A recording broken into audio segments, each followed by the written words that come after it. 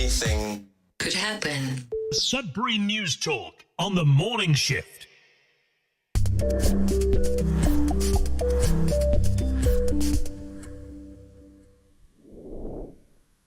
All right. Good morning, everyone. Welcome to Sudbury News Talk, the morning shift. I'm AJ Walsh. Glad to be with you here.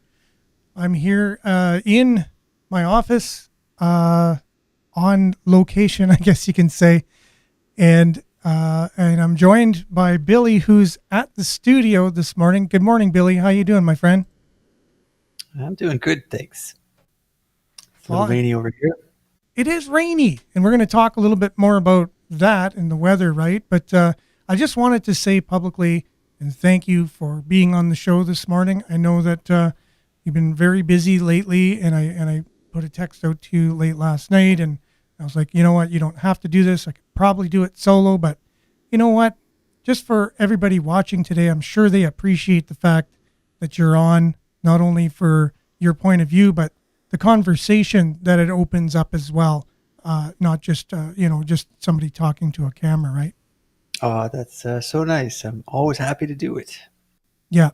And, I got it's like, I better not text him back. Might wake him up. I know you get up pretty early in the morning to make this show happen. So I was in bed by what, maybe 9:45 or something last night. So yeah, I would have woke you up. Oh, okay. Wow. So anyways, so thanks for being with us, everyone. We're on CKLU 96.7 FM on the radio, which is, you can listen to us on any old school radio. You could also listen to us on the computer or on a phone, whatever device. If you go to cklu.ca, you can just click on the Radio Player Canada app. You can listen to us that way.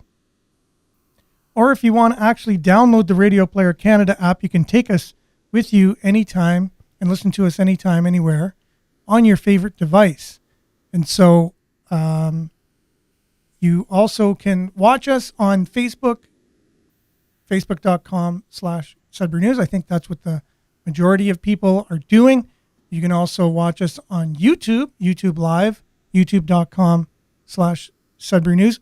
So with that, make sure to like, share, subscribe, and comment. Feel free to comment, as we look forward to your comments each and every morning like this. Good morning, Julia. Hope you're having a great morning. And when Billy's not on, people do miss him for sure. Julia. Yeah. And I know I was at a mutual person that's mutually in our lives and whatever the other day, and she was watching and she was saying, wow, you guys are like celebrities. I was like, not really. but I guess it's just I guess if somebody's on camera or they're behind a mic or whatever, there comes along with it some type of a I don't even know the word for it. People are just used to that growing up. If someone's in front of a camera or behind a mic, it means some type of, you're in the public eye. Let's put it that way. And that's true. But this is a way for us to facilitate all of us being in the public eye, because that's just, because this is a community conversation. And good morning, Nicole. Thanks for being with us. And, notoriety. Thanks for that word. Billy and I suffer from the same condition, and it's odd that we're here doing this with that same condition. When we go to find a word, our brain just takes a while to process, and sometimes the word just doesn't seem to show up. Mm-hmm. And there's a handful of words that we can never find. Like there's like 3 words that I like to go to all the time, but they never appear, and I'm like, I gotta find a code to write that on my wrist or something, so that do you remember your words? Yeah, but I don't know if it's appropriate to bring them up at this point. Right. Until it comes, because it's very there's words that people have been using with political climates and things like that that I noticed, and there's, just things behind the scenes going on, and that word will just spark a whole debate even before we're able to get into anything. But I keep forgetting the word all the time, and you were able to help me, and it does come to my mind now, at least. And when it's appropriate, I'll bring it up and I'll say that was the word, or the two words that I have a hard time with. But anyways, I'm sure we all struggle with that. And spelling's another thing, right? Did you ever have that where you go to spell a word and you spelled that word a million times in your life, but at that moment you're like, is that the way this word's spelled? I think that's pretty common. I don't know. That probably happens to everybody, but yeah, that's where it just looks completely wrong one day and you have to double check it. Yeah, like that's just weird. Anyways, I guess it happens to a lot of us, so maybe I'm not the only one, which is good. I'm going to see if I can make this a little bit larger because I want to get this larger in the screen. And look, it's good. It works. And with that, let's just get started. There's lots of headlines, lots of stuff to talk about today and have a conversation around in Greater Sudbury. And let's just get started with the weather, like you brought up already, a little bit wet, but we'll get more into that. Look at the forecast, and we'll be back right after this.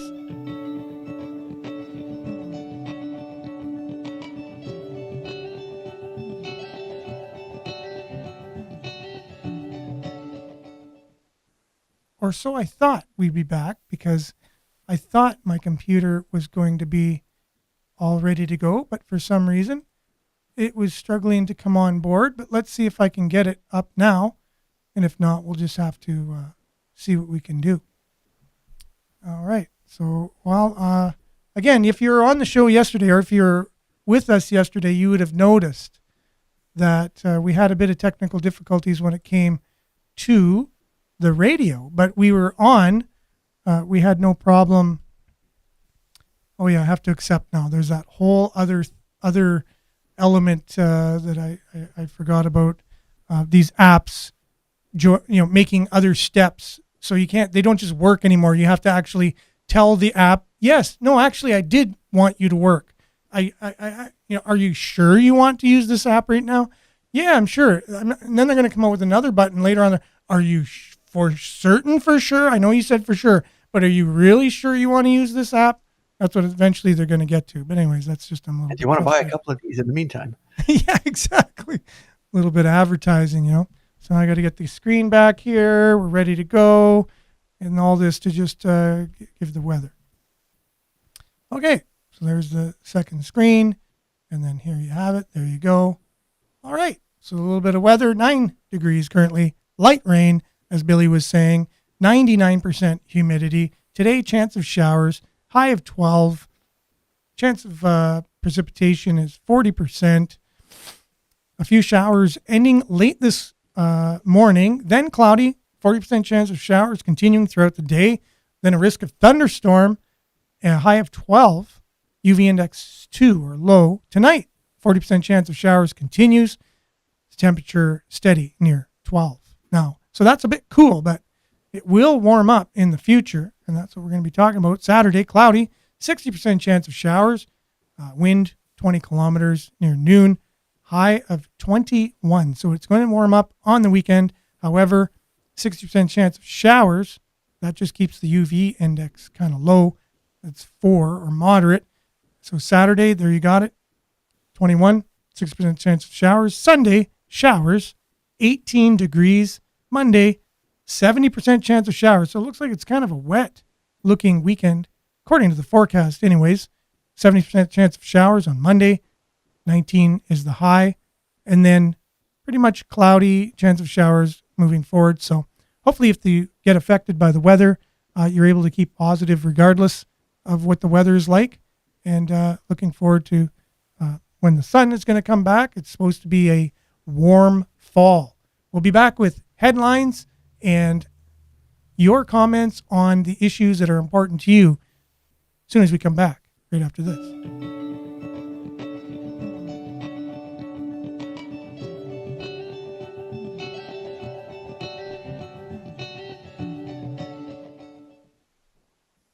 Okay, and here we are. And you had a chance to go over the the stories we shared on our Facebook page? I'm assuming a little Yeah, I this took a run morning. down the list, and what pops to mind is Mike Bullard. He's coming to the Trevi. I know. Isn't that awesome?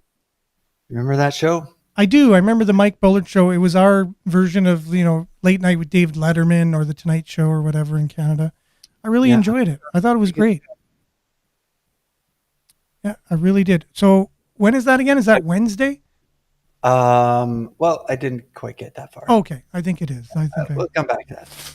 But yeah, Mike Bullard. Yeah, we'll get to that. But that definitely stood out. One of the other things stood out is Nick. I just want to give a shout out to Nick. He is like a programming wizard, a young prodigy when it comes to doing websites and apps and anything digital like that. He started out doing games and then realized that wasn't his thing, and then ended up at the end of the day really loving to do websites. He's currently graduating from Laurentian. He's in his last year, and he was able to help us get Sudbury.news up and running to what it looks like today. And so for the first day, we should actually be live on Sudbury.news as well. And I'm just going to check that out as we are live on the air because I told him I would do that. He said he's going to try to get up early this morning. He's got a meeting. Doesn't look like it's live unless I try hitting play.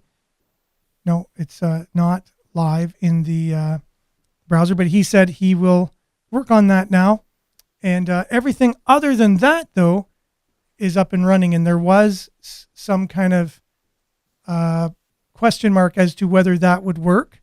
And that would be huge, right? If people could just go on our website and just watch the live stream there. So it's not easy to do. So I thought, again, if that was going to happen just after one try, that would be a miracle. So there was no miracle, but this guy is amazing. He put in so much work, and he didn't charge a whole heck of a lot. And I just want to give him a shout out. But all that to say, there was an accident last night prohibiting him from coming to our place to work on the website. And so we had to do it remotely. And that just happens to be the first headline here on the stories we shared on the Facebook page. So let's just get it up here. Yeah, there's a lot of people held up by that, I believe. Oh, for sure. Yeah. Social media getting flooded with that. Yep. 2 seriously injured in Paris Street collision in Sudbury. 2 people had been taken to Health Sciences North with serious injuries following a single vehicle collision in Greater Sudbury on Thursday on Paris Street. So yeah, there was a lot of traffic backup. I believe it was at a very busy time as well. So right at rush hour. And so hopefully those individuals are recovering. And that's coming on the heels of the 2 fatalities we had just recently earlier in the week on Radar Road and the corner of LaSalle and Barrydown. So stay safe out there, guys. I know we need to get where we're going quickly, but also be safe because, there's a lot of people on the roads. And oh, sorry about that. Yeah, go ahead. Oh, I was just going to say my buddy made the news in a good way here. Invasive jellyfish species spotted in Northern Ontario Lake for the first time. Not that that is a good news story, but he's the guy who discovered it. Really? Who's this? Oh, that's Robert Harris. Oh, I wow. believe he's mentioned in the article here. Interesting. Yeah. Invasive jellyfish species spotted in Ramsey Lake for the first time. Yeah. For the past 70 years. I guess it's been creeping north. It's been in the Great Lakes for a while. Wow. Yeah. I guess going back, I missed some comments because I was trying to get our computer up and running, but Julia said she saw Mike Bullard on Whose Line. I didn't know he was on that, but that's interesting. And yeah, it is the 24th. Yeah. Thanks, Miles. But yeah, so back to this jellyfish thing. That's to me, that's incredible. I didn't know they could survive in fresh water. First of all, there's There are freshwater jellyfish, yeah. freshwater jellyfish. Well, That's there pretty are now. crazy. For the last 70 years, an invasive species from China has been slowly making its way north. In the last few weeks, it finally arrived in Sudbury. That's crazy. I think thought he saw one, and then I think on the subsequent dive, Sunday we were out and we saw about 22. Wow. I think on the first dive, Fox said, and probably about 50 on the second dive that we did the same day. So I don't know if it's one of those things where you can, once you see them, you can kind of see them easier. I don't know if you've ever experienced that before, but that's a weird phenomenon. Because they're kind of translucent, right? Like you can see right through them. Hopefully they're not replicating that fast. Wow. That's interesting. And I know I read a comment because we shared this from CTV, Northern Ontario. And there was a comment on their Facebook page saying, isn't that odd that, all these invasive species seem to come from the same place? We're talking about a fish that has been really, taking over a lot of our waterways. Remember, there's mussels for a while, and there's these jellyfish. I know we have this kind of cattail at our place that the former owner was saying they're an invasive species from China as well. It's just a Chinese kind of a cattail. It shouldn't belong here whatsoever, but it's here. And it's dominated the whole shoreline of our river in the back. That's what you see, all those tall weeds. Those are an invasive species from China as well.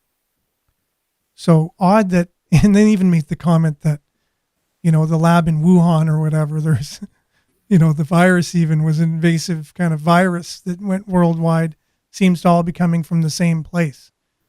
Now, I don't want to be deemed racist by saying that.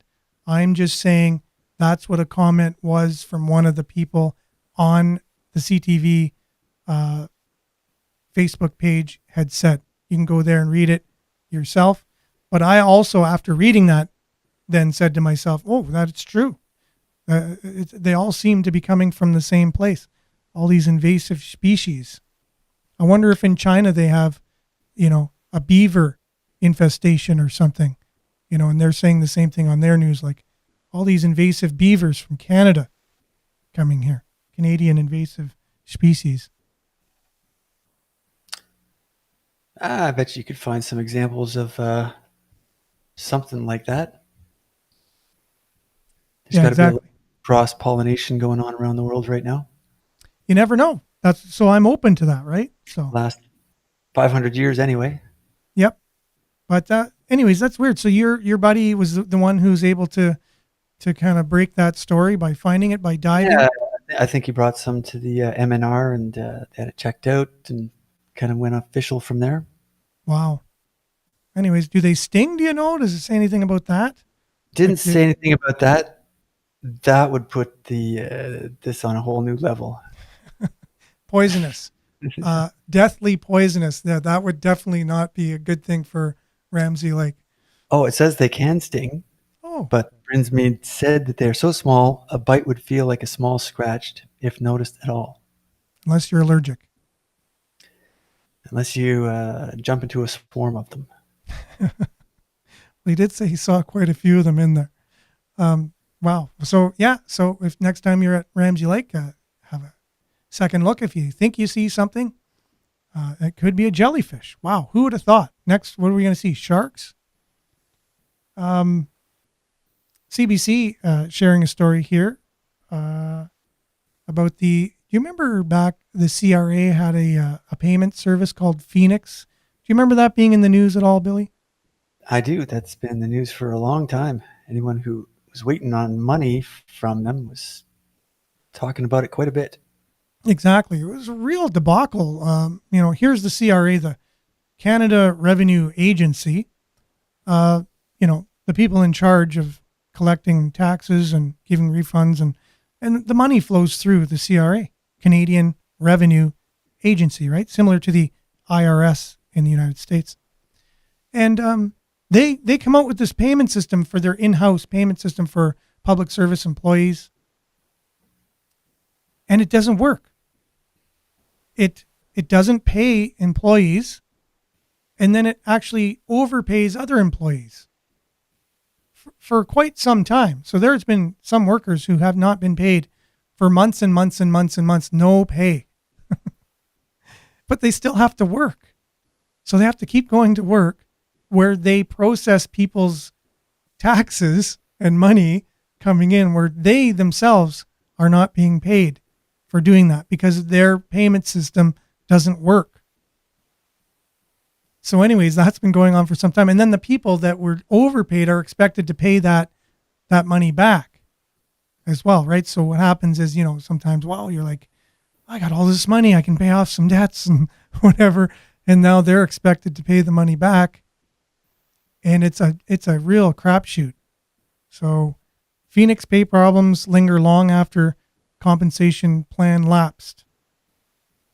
So the federal government compensation program for public servants who suffered financially is over now, but there's still lingering problems. So here the comment is the quote, I realistically believe that they'll find themselves in a situation again in a few years from now where they're having to renegotiate a new damages payment plan because this hasn't gone away. So it's still there. They still are not able to get a grasp of this, payment system. And this has been 10 years now? Oh, yeah. Long time. Something like that. Possibly more, right? Yep. Though some current and formal federal public servants remain vexed by Phoenix pay problems, the government's compensation program, created to extend aid to employees who've suffered financial hardship under the faulty pay system, expired in 2020, leaving some workers without any relief. Oh no. The Treasury Board of Canada Secretariat, TBS, created a claims program to compensate public servants for damages inflicted by broken pay system between 2016 and 2020. Most severe hardships payments have a threshold of $1,500. Ouch. It's not very much. So it sounds like the system's actually operational and working now. But when it was broken, they had a time window to do the compensation, which that window was closed. Is that a little more accurate? Well, all true, but they scrapped it. They scrapped the Phoenix pay system. Oh, okay. So it cost taxpayers over $1 billion to build it, the Phoenix pay system, and then it didn't work. Yeah. Well, yeah. You win some, you lose some. The system, introduced more than 6 years ago, has overpaid, underpaid, and failed to pay thousands of federal employees ever since. Some say they're still suffering under Phoenix. Some have declared bankruptcy, forfeited their homes, or taken on multiple jobs to make ends meet. They include former employees who have been haunted by Phoenix well into retirement. Yet there's no agreement in place to compensate public servants for ongoing Phoenix-related woes past March 31st, 2020. So anyways, that is a huge thing.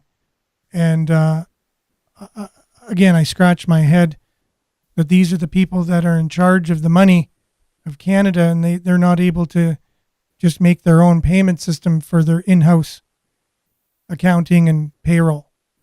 So it just makes you scratch your head anyways. Makes me scratch my head. So a few comments here. Let's see. I'm late to the party. Is this about the Knox fish dumping in Miramichi? Do you know anything about the Knox fish dumping, Billy? No, I haven't heard anything about that. Okay. Well, that's probably an invasive species, I would think. But it is about the jellyfish here in town. That's what it was about. Yeah. But I'm going to look into that fish dumping in Miramichi, though, now that you mention it, because I haven't heard anything about that, and that's kind of weird. Julia's saying it's aptly named. The program worked exactly Like the Yeah. legend, the phoenix rising from the ashes. I had that thought myself. Yeah. So maybe that was meant to be. I hope it wasn't meant to be. I hope they didn't build it just for that reason. Anyways, you might know somebody who's been affected by that. And yeah, crazy stuff. I know my short time being there, I wasn't affected in any way, but I know there's many people who were. Here we go. Loren, Canadian comedy icon, is known for hosting his own late night talk show. Mike Bullard plays the Trevi on the 24th. Do you think that's a current picture of him? He looks Nope. pretty good. That is. That's not a current picture. I think that's a picture of him on his show. 24th would be next Saturday. Not this Saturday, but the following Saturday. So unfortunately, I'm going to be out of town for that. Wow. Too bad. I would have loved to go and see him. Yeah. I'm going to see if it works out for me. If you do go, Billy, would you be able to interview him for the show? Yeah, I can't really commit to that. We'll see. He could be a busy guy. Yeah. I wonder if he'd say yes if we asked him. Anyways, on that note, I saw a social media video today of one of the reporters for CTV, and they were saying they were getting ready to interview Dan Aykroyd, who is in town filming a movie, Oh, that's right. a zombie. There's another big star in that too, right? Is that Yeah. Dan Aykroyd and Another big star for sure. And I'm not up on my new big stars, so yeah. the name for me, No, it's been like an A-lister for decades, like Steve Martin or something like that. no, really? Well, I don't know if it was Wow. Steve Martin, but it was pretty big Yeah. star. I didn't quite recognize the name for some reason, but anyways, maybe it was just 5 a.m. and I just was, Chevy Chase? No. Yes. Chevy Chase is in town with Dan Aykroyd? You're He kidding. might not be at the moment, but They're going to be. and he's going to be, yeah. Well, maybe the way she pronounced it then, maybe there was a wind blowing at the time she was saying Chevy Chase or something. I didn't quite catch it, but yeah, Dan Aykroyd, Chevy Chase in town, filming a zombie movie of all things. So, Sudbury likes zombie movies. It's I noticed a very high percentage of zombie movies get done in Sudbury. Zombie and Christmas. and who's this? Winkler? Henry Winkler? Wow. He's also reported to be seen around town. Well, that's interesting. Wow, these are all like iconic, my childhood actors coming in town. Interesting. So Karen is saying she works with someone who had a part in the movie. Well, that would be super awesome. Mm-hmm. You know, these are the kinds of things, you know, when you hear of all the funding for the films here in town, you think of these times when these types of actors will be around, if you just get a glimpse or talk to them or just see them around kind of thing. Just because it is. It's just one of those cool things that go along with, with having the film industry here. Oh, it's kind of surreal when you see these people in real life that you've seen them on the screen for years and years. There's definitely something very interesting and captivating about that experience. For sure. The speaking of captivating, the municipal elections are coming up October 14th. It's going to begin. And then I guess the results are October 24th.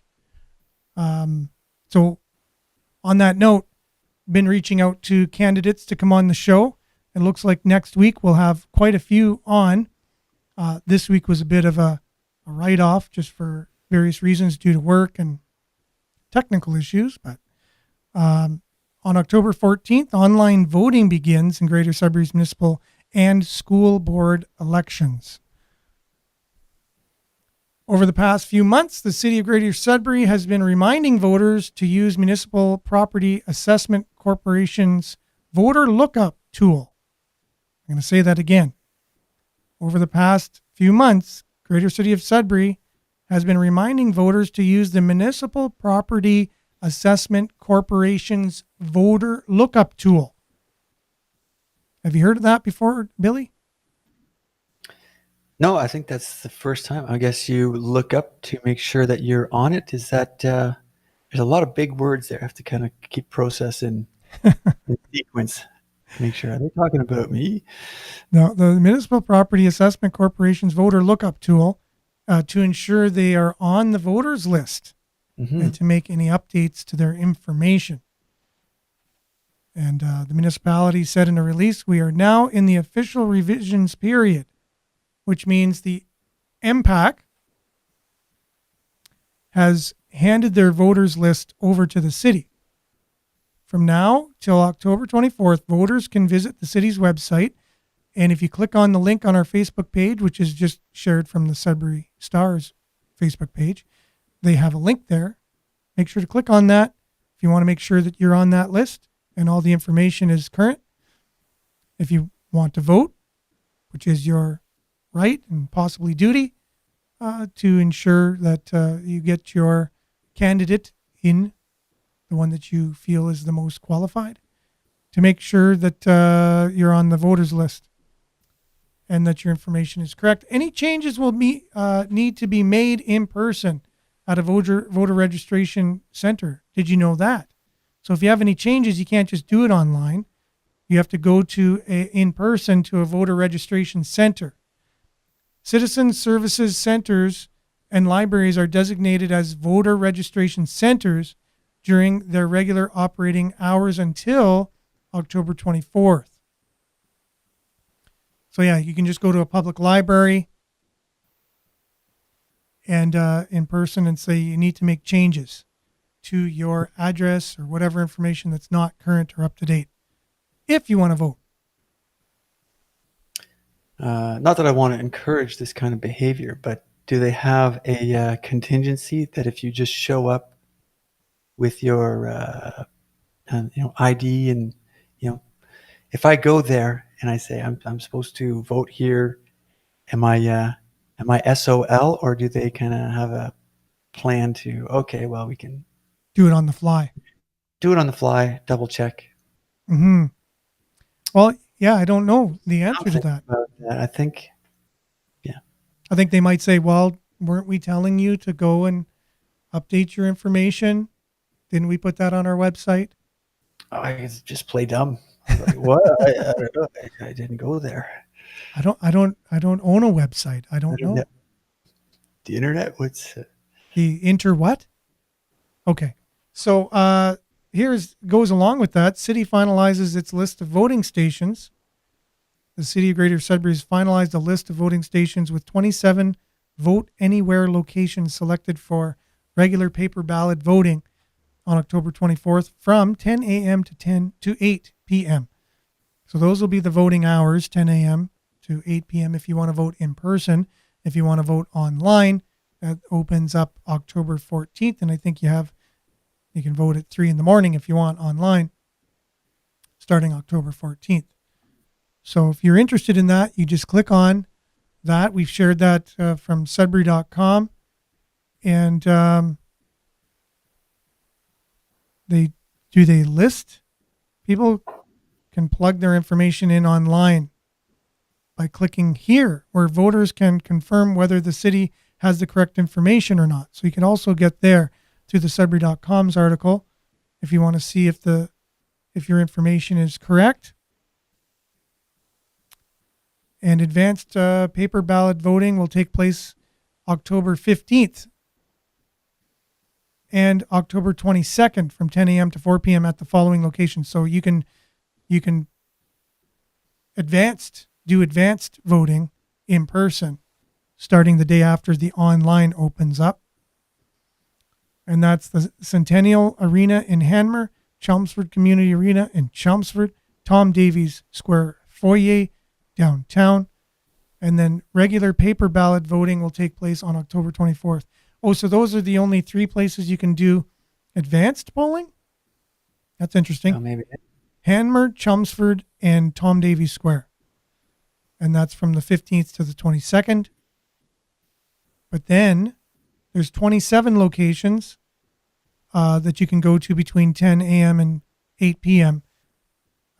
So Beaver Lake Sports and Cultural Center, Cape Real Community Arena, Crusoe Club, Centennial Arena, Hanmer, Chelmsford Community Arena, Chelmsford College Boreal, Colonial Inn, Coniston, Confederation in Valcarin, Dowling Citizen Service Center in Dowling, and the list goes on. You can just see all of those if you click on the article on the Facebook page.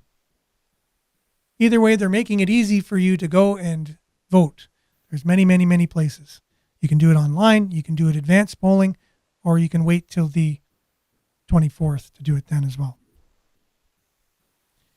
So here's an interesting one we talked about a little bit on the show before. The public asked to weigh in concerning the riding redistribution. Remember, we talked about them kind of taking away one of our constituents and representation from Northern Ontario. It's neat that the public is asked to weigh in. Mm-hmm. And what I guess I would have to read the story to understand what the sort of purpose of that. I guess to build up a little more what do you call it? Political might to stop it. Is that what's going on? Yeah, well, as a suggestion from Ward 12 Councillor Jocelyn Landry Altman, the City of Greater Sudbury is expected to ask residents to provide feedback on the proposed federal electoral boundary changes, which would reduce the number of Northern Ontario ridings from 10 to 9. And that is a big deal. Like just having that one representative for Northern Ontario less, that means that's one less vote whenever something that would affect the areas won't be there anymore. That just means the areas are going to be bigger and more sparse to represent. You know, they're going to change the boundaries of Northern Ontario as well. So a lot of bigger area to cover that's already big as it is. So we get to weigh in on that. Yeah, that sounds kind of important. As democracy, as great as it is, one of the drawbacks is what's that quote about democracy is a group was wolves and sheep. I don't know, 3 wolves and a sheep voting on what to have for dinner or something like that. Oh, yeah, exactly. But it's kind of like, I guess there's like an attrition process to those who are involved in the political game and those who aren't. You know, those who are going to kind of Yep. gain more ground than those who aren't. Yeah, exactly. And a lot of times when you're in power, you make policies and things that keep you there, right? Yeah. It's like, yeah, no, sorry, go on. I was going to say, it's like corporations, when they get very powerful, that's what lobbying is. They lobby the government to make policies, making it harder for their competition to kind of take some of their bread off their table. That's all lobbying is. So you want to lobby the government. Really every political party's kind of got associated industries and stuff with it. And, you know, and again, they're all, you know, it's kind of very much like corporate competition in a way. It's, you know, jockeying for a position. And, Yep. you know, if you're in power, then you kind of get, you're in a bit of a heyday. If you lose power, it's you got to fight to get it back. Yep. King of the hill, really. You know, if you're the king of the hill, you don't say to the person below you, hey, you want to see the view from up here? You know, I've seen it for long enough, you know. Usually you're like, I worked darn hard to get up here and doggone it, I'm going to stay here. I'm not going to let anyone else get up here. That's usually the way it goes. It's the human condition. Yeah, it's a good schoolyard Northern Ontario game in the winter, though. It's pretty fun, like a big pile of snow. And yeah, gotta love King of the Hill on the snow piles. There's nothing beats it. I guess maybe it's a gender thing. Maybe it's more of a boys thing. But yeah, it's very physical and a lot of strategy with it. yeah, you learn a lot about life with it. when you get there, you got to start looking over your shoulder a lot. So Yeah. Yeah. When you're the one in charge, yeah, you got to watch out for who's trying to take you down. Anyway, so Tuesday's meeting, Brian Bigger, the current mayor, said that he found the proposed changes, quote unquote, very concerning, and that he's concerned with it. It'll further dilute our representation in the north, and that's exactly right. So if you go on the website, you can look at the proposed map. Let's just click it, see what happens. So here's the proposed map that they're putting forward for the new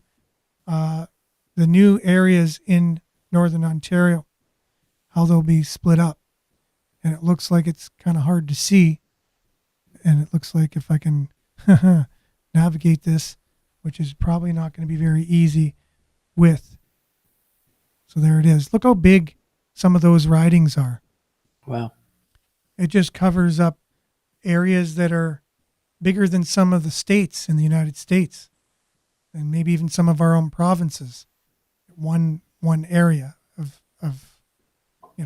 their riding. So anyways, it's going to totally change the landscape of, representation and power and all that. And the argument is that too many people or more people are moving to Southern Ontario, so now they need more representation. The other argument is because of the sparseness of the area up here, we need more representation because there's someone who lives at one side of your area could be totally different from the other side, whereas in Southern Ontario, you can have 1,500 people living on a block or in a high-rise apartment. All their issues are exactly the same. Why do they need more representation? If all those people get together and they vote on something, they just need one person to represent those needs. They don't need more representation because their needs are the same, right? So that's the idea. When you have densely populated representation versus sparsely populated representation, the needs vary more in the sparsely populated one than they do in the more densely populated one. So the representation actually should be lower in a more densely populated area than a sparsely populated one. But that's open for debate, and I'm up for that. And I'm just making one point of many points that could be made. I think there's a ratio to that too. And that's the thing they're trying to figure out. The huge population size that they have is still probably a higher ratio of per person representation than it is up here. Yeah. So they probably have to find somewhere in the middle to draw the line. Yeah. We should also look at the money too, right?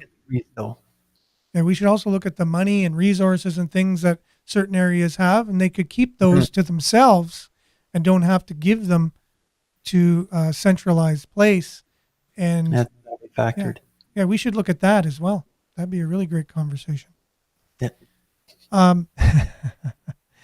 So northern patients awaiting long-term care can be moved up to 150 kilometers. Now, you and I both are probably close to this situation here, having very close relatives who are impacted by these decisions that are being made concerning long-term care.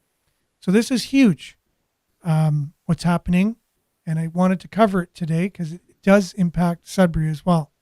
So northern patients awaiting long-term care can be moved up to 100 kilometers away from 150 kilometers. It's a long way. So in Southern Ontario, so this is, again, some of the differences between Southern Ontario, Northern Ontario. In Northern Ontario, our loved ones can be moved 150 kilometers away from us to some facility. But in Southern Ontario, they only can be moved 70 kilometers away. So that's what they're closer to them down there. But up here, they're like, oh yeah, they can go. I guess because the amount of facilities up here, we don't have as many possibly.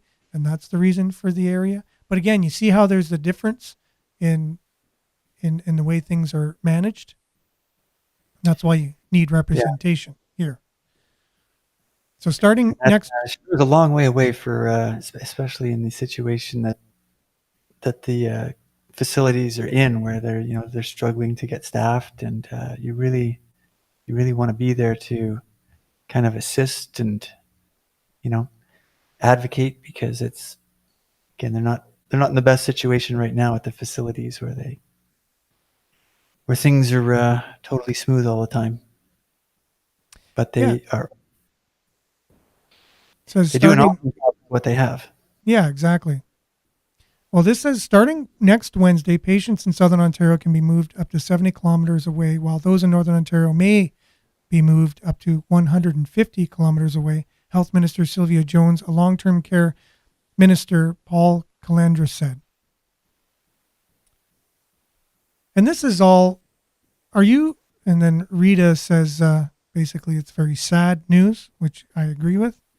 What do you know about this? Is it because certain elderly people are in hospitals and they're taking up beds in hospitals and they're trying to clear the beds and they're trying to get them to long-term care homes, and they're currently on lists and they have their top 3 places they want to go to, and they're trying to kind of speed up that process so that they're not waiting on lists and taking up hospital beds? Do I have that down okay? Is that what's going on? I would imagine there's got to be some kind of report out there that sort of breaks it down to like all the things leading to this, but that would probably make sense.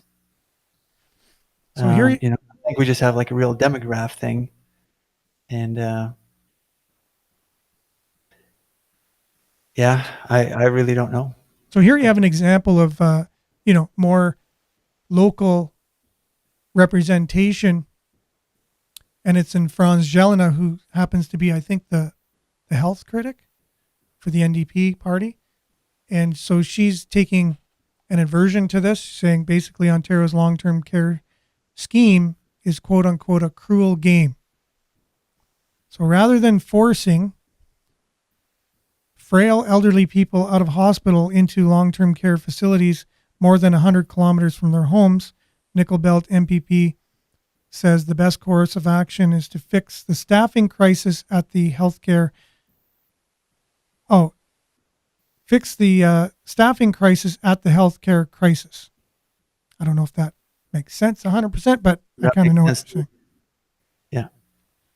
Like fix the healthcare staffing crisis is what she's saying would be the way. That seems very reasonable to do this. From my perspective. Yeah.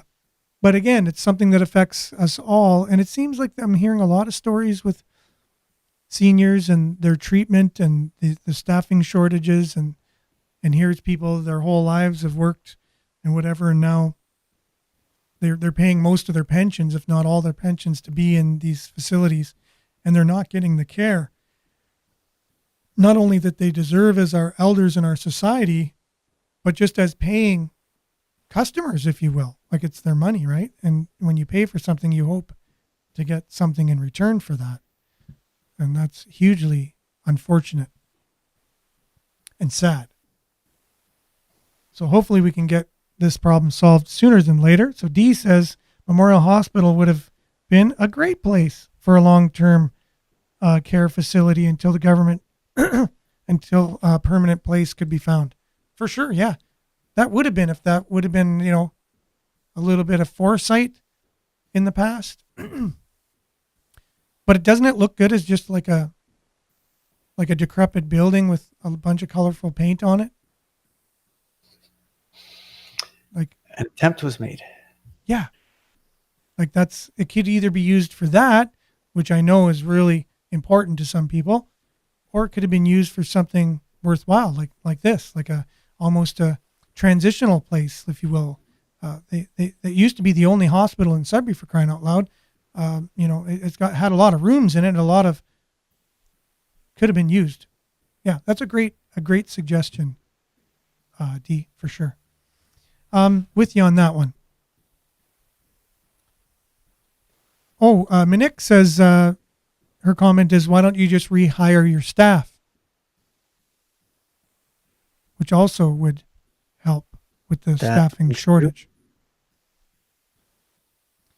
As we know, a lot of people were let go out of the medical industry, and that really hasn't been really talked about all that much when they talk about these healthcare shortages. Yeah. Yeah, and a lot of people have dropped the former mandates and measures that they had before, so it totally makes sense. Yeah, but that hasn't been part of the conversation at all. No one's really talking about rehiring those that were let go. Yeah. Not sure why. Is there some legalities if they admit something or they rehire them back? They're like, well, I'm now gonna take action because of the way I was treated, and then they don't want that. Is that possible? Is that a possibility? I would say it's a possibility. Mm-hmm. Because there's definitely a lot of qualified people out there that either quit or were fired during the whole mandate period there. The policies for, either you went along with the mandate or you were fired. So I wonder if we have an idea of the amount of people there that are in a pool, a prospective pool, or cut some money from the top and make it worthwhile or appealing for people who want to get into the profession. Yeah, so a lot of administrative positions that are, I And guess, in some people's view, overpaid. yeah, it's a heck of a job working in those places. I can actually more than imagine. I can see, and it's like, wow, you people are amazing for the work that they do. Yeah, it's not easy. It's not No. easy at all. But it wasn't easy on the people who were fired either, because they were heroes one day and then fired the next day, which was kind of a weird thing. And then not even mentioned there's a health crisis. They're sitting at home going, well, duh, health crisis. Why do you think it was bad enough even in the beginning, and then you fire half your staff and now you have a staff shortage. So, and then it's not even mentioned after that. It's like the elephant in the room no one talks about. Just weird. It's weird. Yeah, those are excellent points. So another excellent point is, if you want to get as part of the community spirit back on track, is rallying around sports. It's always a good way to kind of get together in celebration and entertainment.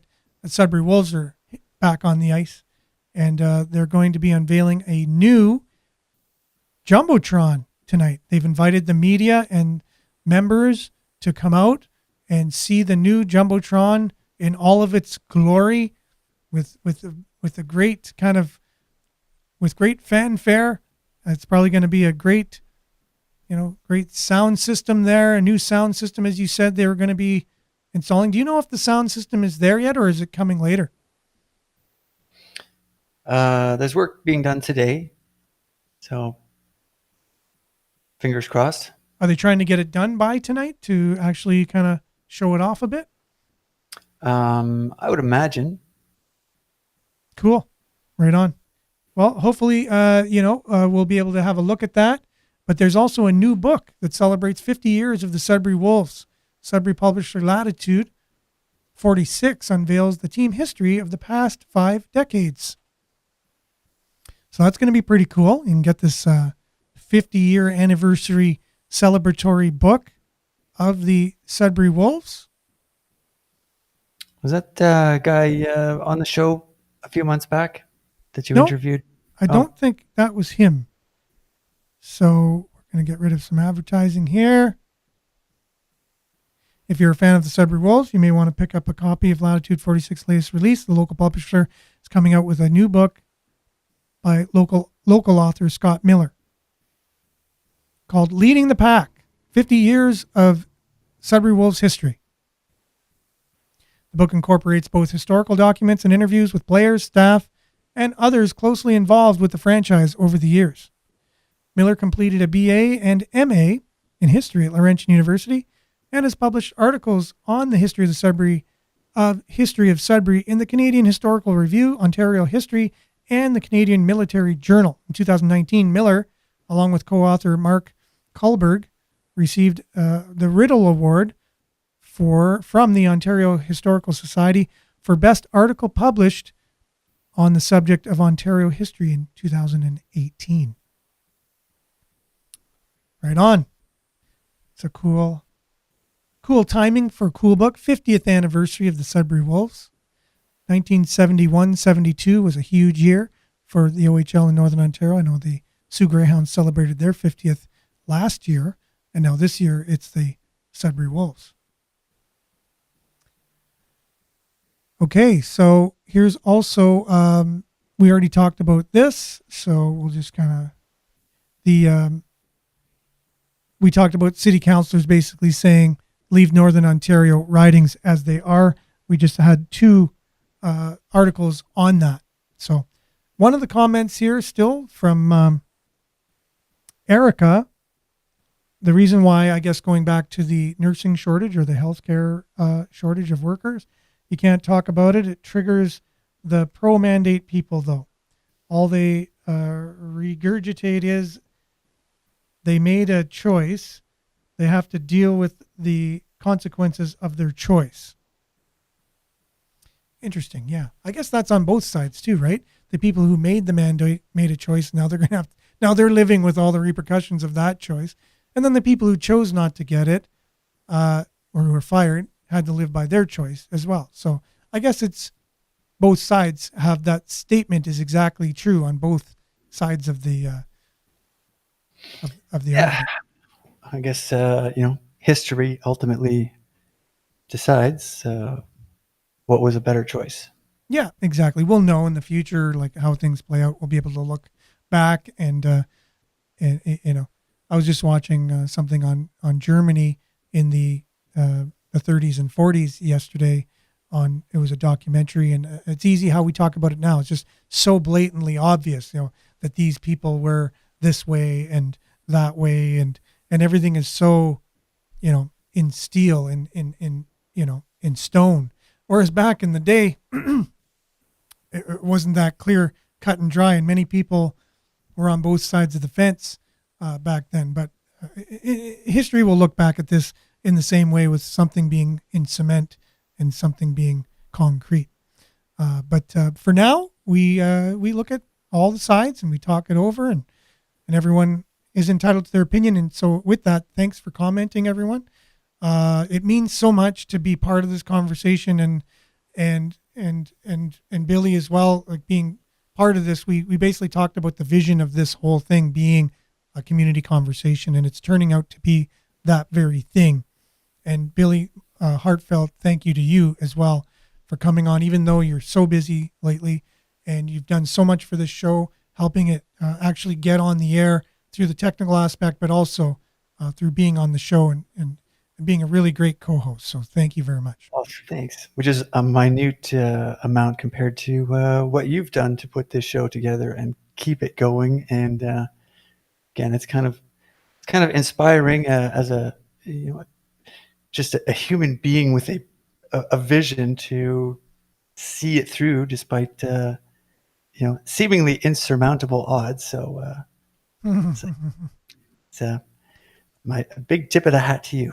And it's on a day-to-day basis too, as you saw yesterday, how we were like, wow, this is like an insurmountable odd, just having your mic come on the radio, just trying to figure out what's going on. It was just one of these mysteries, but there's so many of those things going on. But thank you so much. And it's a team effort, and the team now includes those, coming on each and every day as part of the show. So as we grow this community, make sure to like, share, subscribe, do all you can to get the word out, so that way more people can be part of this great conversation as we try to make our community a better place. So thanks, Billy, for being with us today. Thank you. Thanks, everyone, for joining us. Stay tuned now for Earshot Daily on CKLU, and we'll be back same time, same place on Monday. Have a great weekend, everyone. Ciao.